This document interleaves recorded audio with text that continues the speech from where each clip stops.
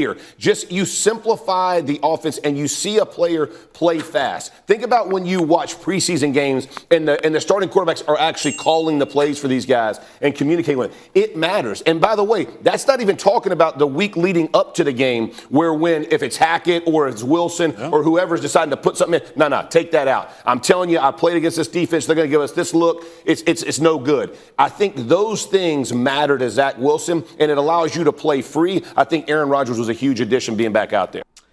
All right. So with that said, in this one, without a doubt, I'm sure that you guys seen it and I seen it as well. The last game, even though it was a loss, that's going to lead to so much confidence for Zach Wilson and go out there and ball. And I think it's great that this week he has a team like the Broncos. And I say that because guess what? All it takes is a little bit of confidence to get you over that hump. Now, is it going to be just this comeback situation for the Jets? No, I'm not saying that.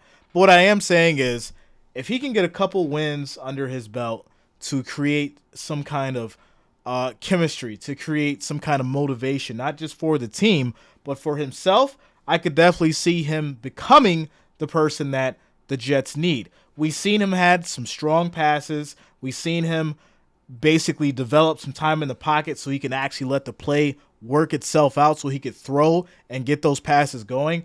With that said, I like it. I've not been a fan of Zach Wilson. You guys know it's been all jokes and memes. But from what I seen against the Chiefs, I did see a different person who wanted to get better and who actually wanted to go out there and win and not just exist on the field. So he's got a newfound respect for me. Not that much, but he's got a newfound respect for me. 54.6% for your Jets this week, 45.1% for the Broncos. Getting into the season leader, Zach Wilson, 712 yards, 4 touchdowns, 4 interceptions. Russell Wilson, 1,014 yards, 9 touchdowns, 2 interceptions.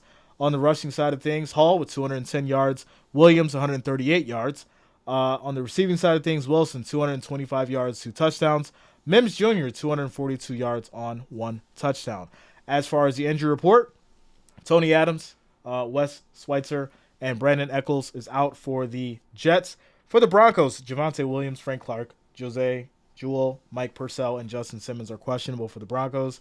Team stats, 273 yards for the Jets, 349 for the Broncos, 371 for the Jets, 478 yards allowed for the Broncos. Last 5, obviously the loss to KC, the loss to the Patriots, loss to the Cowboys, win against the Bills. Yeah, I'm not living that one down. I'm not. It sucks.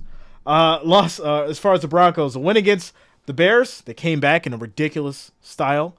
Lost to Miami, lost to the Commanders, and a loss to the Raiders. So, yeah, you basically have the same situation here, ladies and gentlemen. Both teams are 1-3.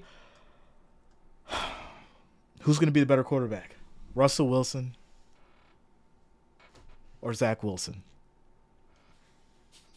Russell Wilson or Zach? It's the battle of the Wilsons. You didn't get it, ladies and gentlemen. It's the battle. Which Wilson's going to be better? Which one? I'm going to go with Zach this week. The better defense is going to win. And, yeah, I'm going to take them by 14. I'm going to take them by 14 on this one against these Broncos. The spread is Denver by 1.5. Over-under is 43.5, but I'm taking the Jets 14 points. And there you go.